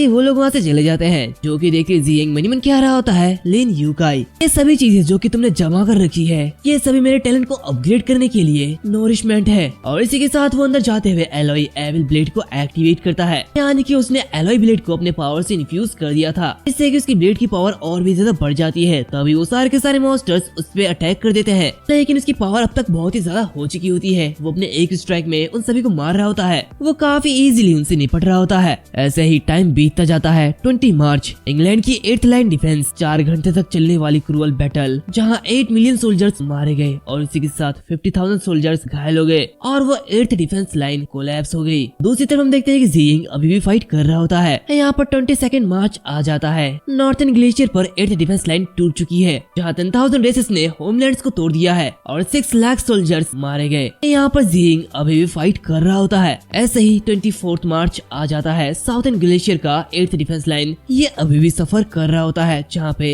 5 लाख सोल्जर्स कम्प्लीटली मारे गए। हर जगह की हालत पूरी तरीके से खराब है। है, लेकिन यहाँ पर अभी भी ज़ियिंग फाइट करते जाता है, वो अपनी पावर को बढ़ाते जाता है। यहाँ पर 26 मार्च आ जाता है। फ्रांस की और कावासाकी नेशन की 8th डिफेंस लाइन दोनों ही कोलैप्स हो गई, वो भी बस आधे घंटे के अंदर। सारे के सारे बीस्ट और भी ज्यादा पावरफुल हो रहे हैं। इसी के साथ हम यहाँ पे ज़ियिंग को देखते हैं, जो कि इस टास्क को पूरा कर लेता है और वहाँ के सारे मॉन्स्टर्स को मार डालता है, जहाँ पे वो असुरा रिटर्न्स को अनलीश करता है और उसकी पावर यहाँ पे काफी ज्यादा बढ़ चुकी होती है। इसकी असुरा लेवल मैक्स लेवल तक पहुंच चुकी होती है, जहाँ पे इसकी एक स्किल एक्टिवेट हो जाती है, हेल ऑन अर्थ मोड। यहाँ पर उसे देखते हुए सारे के सारे मॉन्स्टर्स घबराने लगते हैं, जहाँ पे वो कह रहा होता है अगर ऐसे है तो चलो इस चीज का टेस्ट करते हैं। इसी के साथ वो बस अपने स्वॉर्ड को लिफ्ट करता है और उसके लिफ्ट करने से ही वहाँ की जो जगह होती है वो तबाह हो जाती है, जो कि देखते हुए वो कह रहा होता है तो ये फुल लेवल की पावर है, ये पिछले लेवल से एक्सट्रीमली डिफरेंट है, ये बिल्कुल अलग मोड है। इसी के साथ वो आसुरा मोड को ऑफ कर देता है, जहाँ पे वो कह रहा होता है इन दिनों हार्वेस्ट किए गए सोर्स स्टोन का यूज अब बीस्ट को टेम करने के लिए किया जा सकता है। और जहाँ तक लिन यूकाई की बात है, वो अमीर तो होगा लेकिन उस पर खर्च करने के लिए उसके पास कोई लाइफ नहीं होगा। इसी के साथ वो बाहर निकल जाता है, जहाँ पे न्यूज में बताया जाता है currently eastern alliance, united state, Mao country ये अभी भी बहुत ही मुश्किल से मजबूती से टिके हुए हैं। जहाँ ईस्टर्न अलायंस ने रिक्रूट्स के लिए एक दूसरा कॉल किया है, जहाँ पे 16 उम्र वाले लोग भी ज्वाइन कर सकते हैं, जो कि देखते हुए ज़ियिंग मन्यून कह रहा होता है कोलैप्स बहुत ही तेजी से हो रहा है, यहाँ तक कि मेरी आस्ट्रा टैलेंट के फुल पावर के साथ भी मैं बस एक ही पर्सन हूँ और इसीलिए मुझे जल्दी करना होगा। तभी उसे देखते हुए वांग काफी ज्यादा हैरान हो जाती है, जहाँ पे वो कह रही होती है जो चीफ नान आपने तो इसे बहुत ही जल्दी फिनिश कर दिया है। तभी वहाँ पे वो ऑफिसर आता है, यानी कि यूंग आता है और कह रहा होता है चीफ नान की इफिशियंसी फिर से इम्प्रूव हो चुकी है और इससे मुझे बहुत ही ज्यादा खुशी हो रही है, तो मुझे बताओ तुम कौन से ऑफिशियल पोजीशन को पाना चाहते हो। तो उसकी बातें सुनते हुए वो कह रहा होता है मैं तुम्हें चाहता हूँ। ये सुनते हुए यूंग काफी ज्यादा हैरान होता है और कहता है क्या, तो तुम्हारा मतलब क्या है। दूसरी तरफ हम देखते हैं कि उस गार्ड के भी पसीने छूट रहे होते हैं। तभी ज़ियिंग कह रहा होता है मैं चाहता हूँ कि तुम आज रात नॉर्थर्न वाइल्डरनेस से स्टील वुल्व्स के एक बैच को लेके आओ, चलो जल्दी इसे खत्म करते हैं। तो उसकी बातें सुनते हुए यूंग कह रहा होता है अच्छा चीफ नान, ऐसा लगता है कि आपके पास अभी भी सीरियस स्टैमिना है, ये काफी अच्छे गट्स है और आपका टेस्ट भी काफी बढ़िया है, मुझे ये पसंद आया। तभी ज़ियिंग उसके सामने झुक जाता है और कह रहा होता है तो फिर ठीक है मैं इसे कमांडर लिन पर छोड़ देता हूँ। तो लिन यूंग कह रहा होता है तुम्हें चिंता करने की कोई भी जरूरत नहीं है। इसी के साथ वो मनीमन कह रहा होता है तुम छोटे से बदमाश कहीं के, अगर तुमने कोई भी तरकीब अपनाई तो मैं तुम्हें खत्म कर दूंगा। दूसरी तरफ यहाँ पे ज़ियिंग उसे देखते हुए मनीमन कह रहा होता है एक्सटर्नल एनिमीज के साथ इन्वेडिंग और तुम एक पैरासाइट के रूप में हो, लेकिन तुम्हें जल्द ही मरना होगा। और फिर वो कुछ समय बाद नॉर्थर्न वाइल्डरनेस में चले जाता है, जहाँ पे एक फुल मून नाइट होती है। ये देखते हुए वो कह रहा होता है अगर मुझे ठीक से याद है जब हाई लेवल के स्पर्स अवेकन होंगे तो 10,000 रेसेस जल्द ही असैसिनेशन की साजिश रचेगी, तो अब से मुझे और भी ज्यादा सावधानी से काम करना होगा। इसी के साथ वो वहाँ पे एक वुल्फ से कह रहा होता है हे तुम पपी, पास के एक वुल्फ ग्रुप को मेरे पास बुलाओ। जो कि सुनते हुए वो जो वुल्फ होता है वो काफी जोर से रोअर करता है। इसी के साथ हम देखते हैं कि उसकी टेमिंग लेवल अभी भी 7 होती है, जहाँ पे वो कह रहा होता है एक बीस्ट को टेम करने वाले की एक्सपोनेंशियली की रिक्वायरमेंट तेजी से अपग्रेड हो रही है। इसी बीच हम कुछ गाड़ियों को देखते हैं और ये गाड़ी लिन यूंकाई की होती है, जहाँ पे वो ड्राइवर कह रहा होता है सर 1000 म्यूटेंट वुल्व्स को सामने डिटेक्ट किया गया है। तो ये सुनते हुए लिन यूंकाई मजे लेते हुए कह रहा होता है बिल्कुल नैनो केज के जरिए उन्हें सीधा टेलीपोर्ट कर दो। इसके साथ वो उस लेडी से कह रहा होता चलो अपना काम करने के लिए अब घर पे चलते हैं। अभी अचानक उन्हें एक आवाज आती है, जो कि देखते हुए वो कह रहा होता है अब ये क्या शोर है। तभी वो जो ड्राइवर होता है यानी कि वो गार्ड वो बाहर की तरफ देखता है, जहाँ पे उनकी तरफ काफी सारे वुल्व्स आ रहे होते हैं। देखिए वो कह रहा होता है ये तो एक वुल्फ ग्रुप की टाइड है और ये काफी ज्यादा बड़ा है। जो कि देखते यूंकाई घबरा जाता है और कह रहा होता है ऐसा कैसे हो सकता है, आखिर वार्निंग पहले क्यों नहीं दी गई, जल्दी से टेलीपोर्ट करो, क्या ये मुझे सेफ प्लेस में ले जा सकता है। तो ये सुनते हुए वो गार्ड कह रहा होता है टेलीपोर्टर बस 1 किलोमीटर के अंदर ही ऑपरेट कर सकता है और ये बीस्ट टाइड कम से कम 10 किलोमीटर तक फैला है और हमारे पास बस एक ही मात्र चॉइस है जो कि हम आगे बढ़ सकते हैं, इसके अलावा हमारे पास कोई भी रास्ता नहीं है। तो ये सुनते हुए यूंगा कह रहा होता है तो फिर बकबक करना बंद करो और जल्दी से गाड़ी चलाओ, हमें यहाँ से निकलना होगा। इसी के साथ दूर से ये सब ज़ियिंग देख रहा होता है और कह रहा होता है ये बिल्कुल परफेक्ट टाइमिंग है, इसी के साथ एक फुल मून नाइट, अब मजा आएगा। तो चलो कुछ वुल्व्स को टेम करते हैं और एक ही बारी में इन सभी का सफाया कर देते हैं। इसी के साथ वो अपनी बीस्ट टेमिंग टैलेंट की फुल पावर को एक्टिवेट करता है, जहाँ पे हम देखते हैं कि उसने कम से कम 1 लाख बीस्ट को टेम किया है और ये कोई मामूली बात नहीं है। जहाँ पे वो सारे के सारे वुल्फ को रुकने के लिए कह देता है, जो कि देखते वो गार्ड कह रहा होता है ये सारे के सारे वुल्व्स रुक गए हैं, ऐसा लगता है कि सामने कोई बीस्ट टेमर है। जो कि सुनते हुए यूंकाई काफी ज्यादा खुश होता है। अभी वो गार्ड कह रहा होता है लेकिन मैंने ये सिटी में कभी भी इतने पावरफुल टेमर के बारे में नहीं सुना है। तो यूंगा कह रहा होता है हो सकता है कि ये कोई हिडन मास्टर हो, चलो जल्दी से उससे मिलते हैं, शायद वो हमारे काम आ सकता है। तभी दूसरी तरफ हम देखते हैं कि ज़ियिंग 1 लाख स्टील जायंट वुल्फ को कमांड करता है और कह रहा होता है इस काफिले को तोड़ दो और किसी को भी पीछे मत छोड़ो। इसी के साथ वो सारे के सारे बीस्ट फिर से उनकी तरफ अटैक कर देते हैं। क्योंकि देखते हुए वो गार्ड कह रहा होता है सर ऐसा लगता है कि वो बीस्ट और फेल हो चुका है, ये मॉन्स्टर फिर से हमारे ऊपर अटैक कर रहे हैं। क्योंकि देखते हुए यूं का कह रहा होता है जल्दी से फायर आर्म्स का यूज करो। ये देखते हुए वो सारे के सारे सोल्जर्स उन पे फायर करने लगते हैं, लेकिन ये सारे के सारे बीस्ट काफी ज्यादा होते हैं जो कि आसानी से उन्हें खत्म कर देते हैं। दूसरी तरफ ये सब देखते हुए वो गार्ड कह रहा होता है सर यहाँ पे काफी ज्यादा डेंजरस है, हमें जल्दी से यहाँ से निकलना होगा। यूं का कह रहा होता है जल्दी से सेफ्टी के लिए हमें टेलीपोर्ट करो। जो कि सुनते हुए गार्ड यूं का को टेलीपोर्ट करता है, लेकिन वहाँ पर भी काफी सारे बीस्ट होते हैं और उन पे अटैक कर देते हैं। लेकिन ये देखते हुए वो गार्ड अपने टेलीपोर्टेशन का यूज करता है और कह रहा होता है तुम बीस्ट आज तुम एक लेवल 5 के एस्पर के पावर को फील करोगे, और इसी के साथ वो उसी पे टेलीपोर्ट कर देता है और उसे दूर कर देता है। लेकिन अभी भी उनके आगे पीछे काफी सारे मॉन्स्टर्स होते हैं। क्योंकि देखते हुए वो गार्ड कह रहा होता है नैनो केज की कैपेसिटी लिमिटेड है, हम यहाँ से बाहर नहीं निकल सकते हैं, इसलिए मुझे एंशिएंट वॉल की तरफ टेलीपोर्ट करना होगा और ये मेरा आखिरी चांस है। कहते वो टेलीपोर्टेशन का यूज करता है और उस एंशिएंट सिटी वॉल के पास आ जाता है। लेकिन तभी उनके पीछे ज़ियिंग अपीयर होता है और कह रहा होता है मैं लंबे समय से तुम्हारा इंतजार कर रहा था, लेकिन तुमने बहुत ही ज्यादा समय लगा दिया। ये देखते वो गार्ड पीछे घूमता है और डर के मारे कह रहा होता है कौन है। तभी वो अपने सामने नान ज़ियिंग को देखता है। ये देखते हुए वो दोनों काफी ज्यादा हैरान होते हैं। तो उसे देखते हुए यूं का कह रहा होता है क्या वो बीस्ट टीमर तुम हो और क्या तुम हमें मारने की कोशिश कर रहे हो। तो ज़ियिंग कह रहा होता है विंगो तुमने बिल्कुल ठीक कहा। ये देखते यूं का घबरा जाता है और कह रहा होता है अगर तुमने मुझे छूने की हिम्मत की तो मैं गारंटी देता हूँ ना सिर्फ मैं तुम्हें मारूंगा बल्कि तुम्हारे पूरे के पूरे फैमिली को मार डालूंगा। तो ये सुनते ज़ियिंग कह रहा होता है हाँ मुझे तुम पर पूरा यकीन है, लेकिन तुम्हें ये करने का मौका नहीं मिलेगा। और इसी के साथ वो उसका गला पकड़ लेता है। जो कि देखते हुए यूं का कह रहा होता है फैंग मैंग मेरी मदद करो। तो ये सुनते हुए फैंग मैंग अपने टेलीपोर्टेशन का यूज करता है और कह रहा होता है चिंता मत करो सर, मैं अभी आपको यहाँ से टेलीपोर्ट करता हूँ। तभी ज़ियिंग असुर ड्रैगन स्लेयर को एक्टिवेट करता है और अपनी पावर से उसके टेलीपोर्टेशन को रोक लेता है, जहाँ पे वो उसके हाथ को पकड़ लेता है। ये देखते हुए फैंग मैंग कह रहा होता है मैं टेलीपोर्टेशन का यूज नहीं कर सकता हूँ, आखिर ऐसा कैसे पॉसिबल है, क्या ऐसा तो नहीं कि तुम एक हाई लेवल का एस्पर हो, ऐसा कैसे हो सकता है। तभी ज़ियिंग उसके हाथ को कुचल देता है। इसकी वजह से फैंग मैन डर के मारे चिल्ला रहा होता है। तभी ज़ियिंग उसे मार डालता है। जो कि देखते यूं का कह रहा था प्लीज मुझे जाने दो, मुझे माफ करो। लेकिन ज़ियिंग उसे पकड़ते हुए उसी घाटी से नीचे फेंक देता है। यहाँ पे नीचे कई सारे मॉन्स्टर्स उसका इंतजार कर रहे होते हैं और वो सारे मिलके उसे मार डालते हैं। जहाँ पे ये देखते हुए ज़ियिंग कह रहा होता है फेयरवेल गाई। इसी के साथ सीन चेंज होता है। हमें सुपर एबिलिटी सर्वे ब्यूरो को सीन दिखाया जाता है, जहाँ पे हम एक लेडी को देखते हैं जो कि नहा रही होती है और कह रही होती है ऐसी पावरफुल स्पेयर ऑरा, वो भी फिर से ये तो एचडी की ओर से आ रही है। ऐसा लगता है कि कुछ दिन पहले की वो सेंसेशन ये कोई इल्यूजन नहीं था, ये सिटी में एक सुप्रीम स्पेयर आया है। और इसी के साथ में बताया जाता है ये level 5 aura perception as per सुलिंग है, जहाँ पे वो उठते हुए कह रही होती है मुझे तुरंत इसकी रिपोर्ट सुपर एबिलिटी सर्वे ब्यूरो को देनी होगी। एंड इसी के साथ साथ ये जो एपिसोड है वो यहाँ पर खत्म होता है। उम्मीद है तुम लोगों को ये एपिसोड अच्छा लगा होगा। अगर अच्छा लगा है तो प्लीज लाइक करना, शेयर करना, सब्सक्राइब करना। और हाँ, इसके आगे के चैप्टर अभी तक नहीं आए हैं, तो अगर तुम इसमें अच्छा सपोर्ट लाते हो तो मैं आगे के चैप्टर जरूर लाऊंगा। तो तब तक के लिए हम नेक्स्ट सीरीज को कंटिन्यू करेंगे। और हाँ, मैं किसी भी सीरीज को अधूरा नहीं छोड़ रहा हूँ, मैं उसे पूरा कर रहा हूँ, लेकिन एक्सप्लेन करने के बाद उसके चैप्टर आते हैं जिसे मैं ठीक से एक्सप्लेन नहीं कर पाता, तो इसीलिए प्लीज मुझे माफ कर देना। लेकिन अगर टाइम मिले तो मैं बाकी की सीरीज को भी एक्सप्लेन कर दूंगा। तो मिलता है अगली वीडियो में, तब तक के लिए बाय।